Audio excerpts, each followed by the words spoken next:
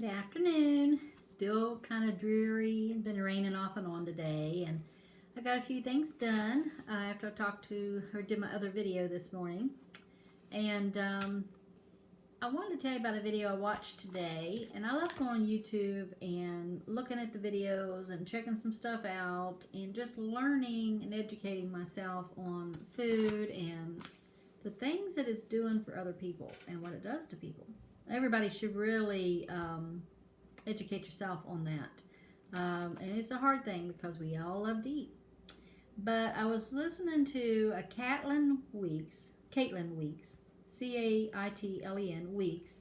and an interview with a Linda Salant, S-A-L-A-N-T.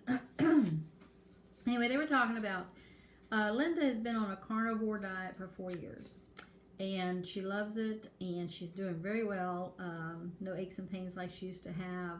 No more UTIs, which are processed foods and stuff is causing our UTIs, and we don't even realize it.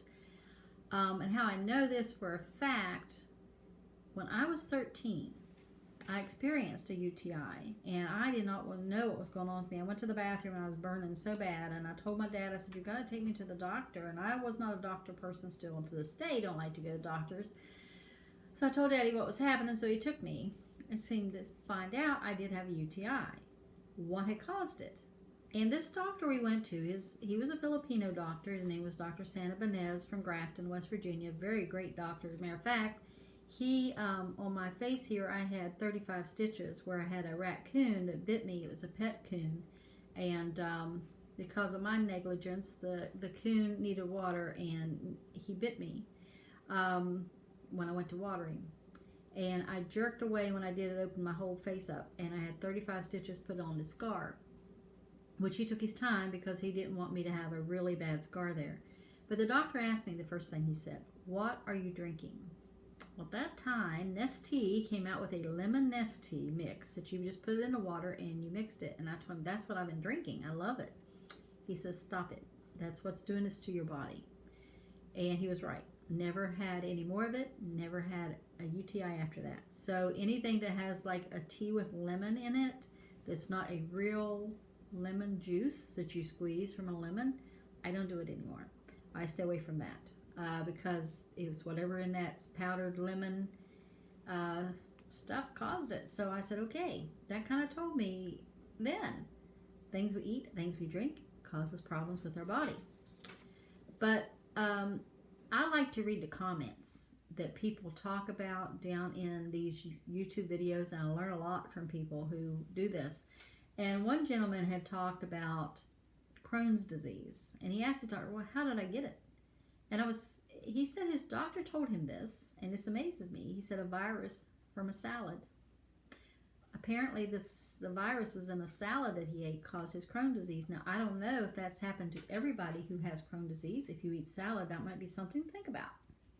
So the guy said he don't do salads anymore. He don't do vegetables. So I believe he was a carnivore eater too. He just eats meat and eggs and real butter and bacon, grease, and maybe, I don't know, that's what I do. I do that kind of stuff. I don't use a lot of vegetables anymore. It's just not my thing. And the lady Linda Salant was talking about veins in her legs and swelling in her legs. She used to be really bad about, her legs would swell and stuff. And she's around 44, 45, and I'm telling you, the lady looks not a year over 30. I mean, she really looks good, and her skin is real clear. You don't see no blemishes, no moles, no skin tags, and skin tags are caused by a lot of that. Foods that we eat, we don't even realize it.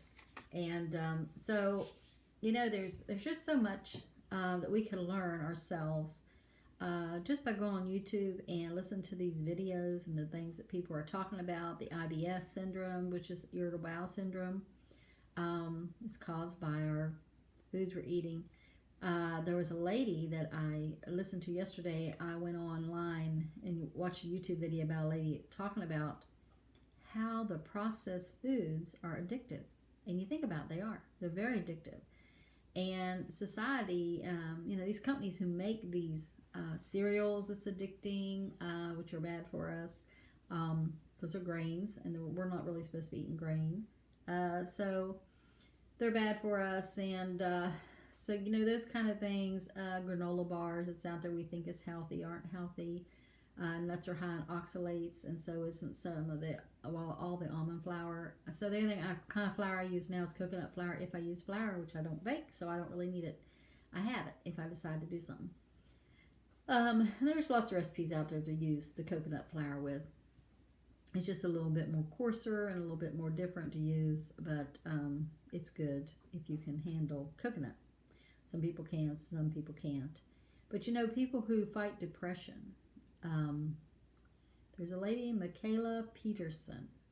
She was very depressed growing up and found out it was her food diet. Her father the same way, and Mr. Peterson also is a carnivore eater now, and that's what he does because he don't have the depression anymore. But if you can tell a difference. I don't care who you are. If you go off of these kind of foods, you can really tell a difference in what you're eating and what your body feels like when you eat it. Just like bread, I've been off the bread for a while. Ever since back in May or June, I don't do bread no more. If I go out and I'm in a place that has hamburger, I just get the hamburger with no bun, and fills me up. I don't need a bunch of other stuff because the carbs make us want more. It fills us up, but in 2 hours we're hungry again and we're craving something else to eat. And sugar is the same way. Sugar is very bad for us, and a lot of people don't believe that. Some people has talked about going on carnivore, and within a week, this one person said my arthritis pains were gone. I started eating just meats that week, and eggs and butter and bacon grease, and cooking and that kind of stuff, and getting rid of these vegetable oils that are very bad for us. All vegetable oils are bad for you. The only thing you should be really using is butter, coconut oil. Some people use MCT oil. I'm not into that. It's the coconut MCT refined oil. No, thank you. I'll do the regular oil. Real butter, like I said, is really good. Lard is good. Crisco is not. Crisco is actually a synthetic oil like all the other vegetable oils. I mean, try to squeeze oil out of a vegetable and see what you get. Nothing. It's because it's synthetic, and it just makes no sense to me that we would want to put that kind of stuff in our body anyway. And so anyway, I just wanted to come on here and tell you to do yourself a favor. I mean, maybe, I heard a person tell me, well, I'm going to die anyway, so I'm going to eat and be happy now. And are they really happy? No, they're miserable because they complain about being overweight. They complain about their knees hurting, their hips hurting, their bellies hurting, having this ache and pain here and there, sciatic nerve problems. Since I leave the corn alone, I have not had sciatic nerve problems. I stay away from the grains because that's what was causing my sciatic nerve problem. And I kind of thought that, and I thought, nah, this is surely not popcorn, because I was loving my popcorn, and I'd eat it, and within an hour or two afterwards, and that's how quick it worked on me, my sciatic nerve started hurting. I said, surely not. So then we tried some corn on the cob. Same thing. So I thought, okay, I'm going to try it one more night. Well, I'll tell you, the pain from a sciatic nerve pain, if you've never had it and you get it, you don't want it. It is one of the most painful things. To me, it's worse than a toothache, because I don't want to do this.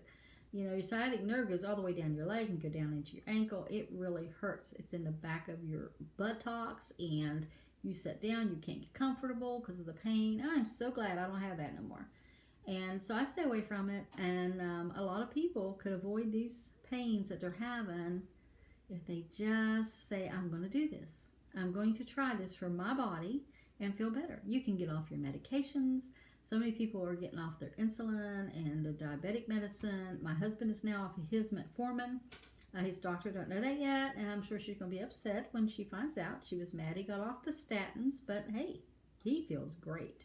He's down to 194 pounds, I think it was, 92, something like that, from 231. So Don's feeling really good, and he feels fantastic. So I'm happy about that. And, he's got his blood sugar under control, and I told him, I said, just keep it up. You'll be fine. And now he's going to work on some other medicines the doctor told him. One doctor told him about a blood pressure medicine he should be able to get off of. He's probably going to try that next. His dizziness is gone. His diarrhea is gone, because that's all metformin did for him, was make him dizzy and the other, diarrhea. But the bad thing was, when we did his count and he kept record of it, he's better now than he was when he was on the metformin pills doing the same thing he's doing now. Because for some reason, it was staying 130, 140, 150. And I said, I think the pills are doing it. And so when he got off of all these pills, he don't even go over 120. And if he does, it's because he's either drank a Pepsi at night or ate chips and stuff, that kind of processed foods. Processed foods are so bad for us, and we don't want to believe that. We don't want to believe that a processed box of food is bad for us. When they're putting all these chemicals, and they are chemicals, they're not something we should eat as humans. They're putting it into processed food. And until we take a stand and say, I'm not eating this no more, and make ourselves feel better, we have nobody to blame for our situation but ourselves. And that's just how it is. But it's easy to blame society. It's their fault I'm eating this. No, it's your fault. You put it in your mouth. You picked it up with your hand, you stuck it in your mouth, and you ate it. So whose fault is that? Yours. And it's so easy to get addicted to all these foods. I've been there. I still am craving sometimes sugar, and I have to back myself off of it and say, no, no, no. I gave up all my sweeteners that I was putting in my coffee, and because they were really hurting my stomach and giving me digestive problems and issues and bad gas. And I'm just like, it's not worth it. It's just not worth it. And so I decided to take care of me, and take care of my husband while I'm at it. And he does. Once in a while, he'll eat a potato or he'll eat a veggie if he wants it. Sometimes he'll eat beans, but he found out by eating just the beans he ate brought up his blood sugar. Yep, and that's when he was on the metformin. So when you're off the metformin, it'll do the same thing because it's a lot of carbs and beans. And for some reason, that will bring his blood sugar up. So he's kind of staying away from that. He ate a bowl of chili the other day, and I think it brought it up to 130 something. Of course, it'd have been that even if he was taking his metformin, it wouldn't have made it lower because the metformin was not helping him. They want to say it does, but we found out it didn't. So, you can regulate this and get off your medicine if you truly want to, but you have to want to do it. Nobody can do it for you. Can't do it. But I just want to put those little things out there to people, and I pray that they'll go on YouTube and look up some of this stuff. There's so much on that YouTube channels to teach you about things, and listen to the people's comments below. People really do tell you what it's doing for them. And some people are against being a carnivore eater, and that's okay. If that's not your thing, that's not your thing.